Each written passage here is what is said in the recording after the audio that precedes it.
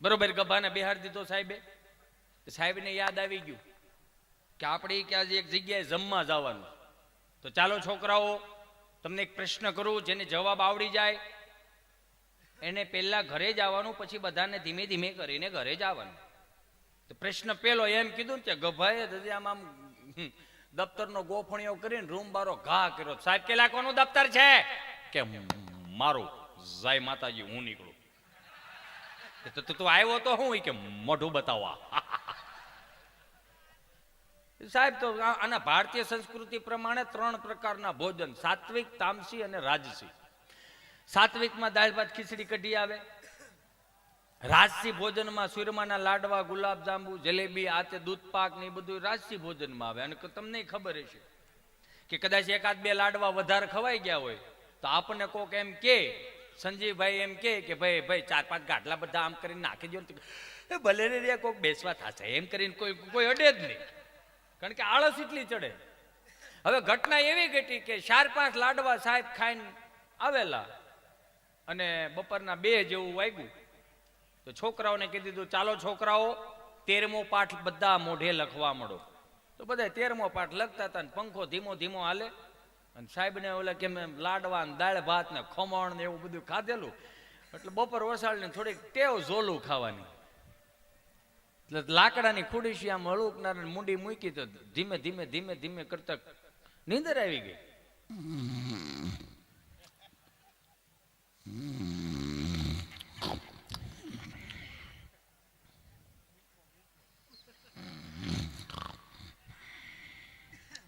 છોકરો આવ્યો સાહેબ પાસે. સાહેબ સાહેબ હોઈ ગયા લાગે. સાહેબ હા હોઈ ગયા તા? ના, હું તો નતો. હું બાળું છું તોય તમે કે હોતા નહોતા. બોલો લ્યો, હોઈ ગયા તા ને? હું તો નતો, તો સમાધિમાં હતો. સાલું નિહાળીએ સમાજ્યું લાગે, બહુ કહેવાય. સમાધિમાં હું કરતા હતા? સમાધિમાં હું સ્વર્ગમાં ગયો હતો. ઓહો, ખુડેશી બેઠા બેઠા સ્વર્ગમાં જવાય. રોવો તો ખરા.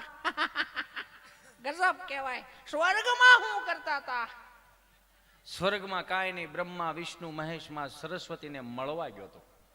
અચ્છા, મળ્યા બધાય? હા. કોને કોને મળ્યા? બધાય ને માં સરસ્વતીને મળ્યા તમે? હા, કે હા, એને મળ્યા. એને હું કીધું? એને એટલે સાહેબ કે એને કાંઈ નહીં, એની પાસે ગયો, દર્શન કર્યા, આશીર્વાદ લીધા. આશીર્વાદમાં હું આપ્યું? જ્ઞાન આપ્યું. એ જ્ઞાનનું હું કરો? એ અમે તમને આપી. ઠેક, માગી માગીને બેડું કરો. તમારું તો કાંઈ નહીં ને આમાં. સાહેબ નો મગજ લઈ ગયો, એક લાફો મૂકીને બેહજા એવું કહી દીધું ને છોકરો બેહી ગયો.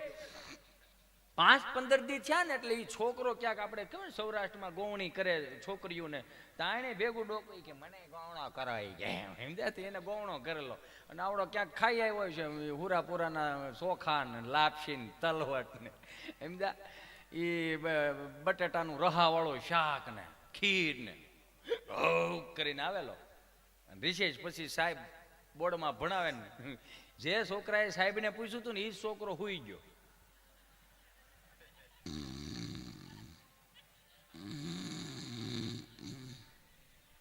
સાહેબ જો ભાઈ કે ઝીણો ઝીણો અવાજ ક્યાંથી આવે છે? જોઈ ગયા ને તો આમ ચોક લઈને અડધી ચોક કરીને તડિંગ નારાયણ માથા મારી છોકરો જાગી ગયો. સાલો નિહાળ્યા હોઈ જાશો. તમારો વેમ છે, હું તો નહોતો. તો સમાધિમાં હતો. કે તને હેની સમાધિ લાગે? તમને લાગે સમાજ્યું, તમને ન લાગે? સમાધિમાં શું કરતો? સ્વર્ગમાં ગયો તો. કે સ્વર્ગમાં શું કર્યું? કાંઈ નહીં, બ્રહ્મા, વિષ્ણુ, મહેશમાં સરસ્વતીને મળવા ગયો તો. મળ્યા બધાય? હા, થાળ ખાઈ ખાઈને બેઠા હતા. માં સરસ્વતી મળ્યા? હા, સરસ્વતી મળ્યા ને, એમને પગે લાગ્યો, મને સારા આશીર્વાદ આપ્યા. એને કઈ કીધું? એને કાંઈ નહીં, મેં કીધું કે હું મારા સાહેબ અહીંયા આવે છે.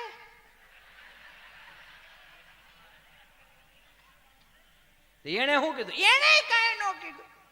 તો કોણે કીધું? શંકરને બાજુમાં શંકર દાદા હતા ને, એની બાજુમાં ઓલા શ્રીંગીન ભ્રીંગીન બધા બેઠા ને, એને કીધું અહીંયા ખોટા ધક્કા ખાવામાં તમારો સાહેબ ખોટી નો છે, અહીંયા કોઈ આવતું નથી. પણ માસ્તર તો માસ્તર આપણા ગામડાના હતા હો. અત્યારે કદાચ લાખ રૂપિયા 1.5 લાખ રૂપિયા ફી ભરી, પણ આપણા ગામડાના માસ્તર સાહેબ આરે ન આવે. આઈ એમ સોરી, માફ કરજો, કારણ કે એને પ્રેક્ટિકલી અમને શીખવાડ્યું. એ તો હવે આ બધું એ પ્રેક્ટિકલી એટલું કે અત્યારે તો એ માસ્ટર સાહેબ જે આમ મારતા ને, ધોલારી નાખતા. શું લખો? ધોલારી નાખવું. ગૂગલનો શબ્દ નથી. એ ધોલારતા હોય પછી જે જોવો ને એની મેળે મેળે અંદરથી ભેં આવે. ભેં પાછો ગૂગલનો શબ્દ નથી. કટગુંડીની હોટી રાખતા ને લીલા વહાડાની હોટી રાખતા. કટગુંડીની હોટી આમ મારે, આમ તડિંગનારાની અહીંયા અડે, પણ લીલા વહાડાની હોટી આમ આમ છમ કરતી મારે ને અહીંયા અડે, વાહે વાહે હો તડે. સમજા? પીઠ ઉપર મગજ હેંગ થઈ જતું કે એને કઈ રીતે આપણે એને ચોળવી. અને અત્યારે તો ઈ સિસ્ટમ તો અત્યારે જ નથી. અત્યારના છોકરાઓ તમે જોઈજો, આમ પડી જાય ને છોકરું નાનું એવું 2-4 વર્ષનું છોકરું પડી જાય ને, દોડતું દોડતું પડી ગયું હોય, એ પડી જાય ને તો ચોંટી જાય. મમ્મી ને પપ્પા ને બધા એમ જોવે ને એને ઊભો કરે, પછી થી ઊભો થાય ને. હે, અમે જયારે નાના હતા ને તો હકીકતમાં આમ જો પેટ ખુલ્લી વાત કરવાની. અમે કદાચ જોડ્યા ગયા ને પડી ગયા હોય ને તો એની જાત ને અમે તો પેલા ગા પા ખખેરતા, ગા બાપો ભાળે જાય ને તો એમને ધોલારી નાખે.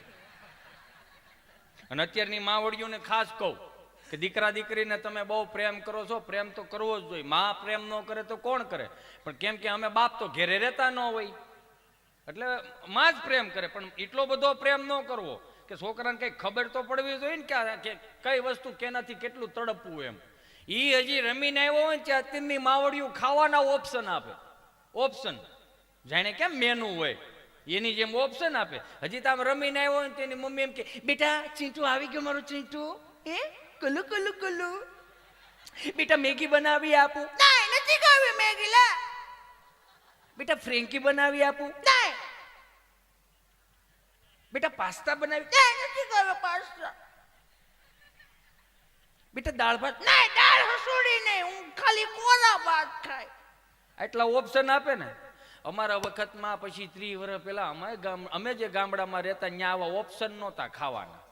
અમે ખાવા બેહી અને આમ 7-8 અમે તો સંયુક્ત કુટુંબ હતું. ખાવા બેહી અને ઈ તમને કહું પાટિયામાં ભરેલ કારેલાનું શાક જોઈ જાવી તે તો એટલા કોમળ ગળાય નહોતા. ખાલી અમે બાને એટલું કે નથી ખાવું.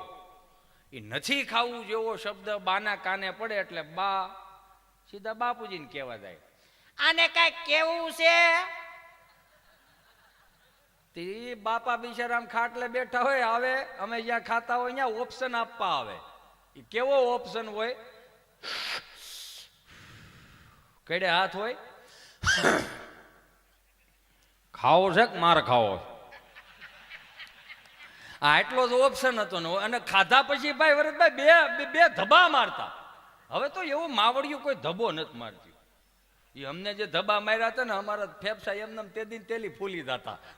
એટલે કદાચ કોરોમાં બારા નીકળી ગયા. હું આગળ જોતો તો મને ગમ્યું કે કોલવડા ગામમાં સરધર તો હશે જો, પૂછો કેમ? આ દિવાળી પછીના આપણે ડાયરા કરીએ છીએ ને ક્યાંય આટલી બધી કડક નોટો ન હોય હો. અમુક ડાયરા તમે જોવા ગયા તો એવી નોટો 10 ની 20 ની આપણને જોઈને દયા ખાય કે ભાઈ તમે હવે રહેવા દઈયો. કેમ કે કોરોનામાં આવી ગઈ હતી. હા તમે જોવો તો ખરા કેવી આમ નોટો. હું આગળ કહેવાનો જ હતો, મેં કીધું ભલે તમે પૈસા ઉડાડો, એ તમારો શોખ છે, તમારો પ્રેમ છે, તમારો ભાવ છે કલાકાર પ્રત્યે, પણ મહેરબાની કરીને તમે રીંગું કાઢી નાખજો. કેમ કે આમ ઉડાડો ને મોઢું તોડી નાખે. નવી નોટો રહી ને લાગે બાપા તમને. હું ખરેખર આપણે ક્યારેક તો એમ જોઈએ તો ઓહો આટલી બધી કડક નોટો હોય છે.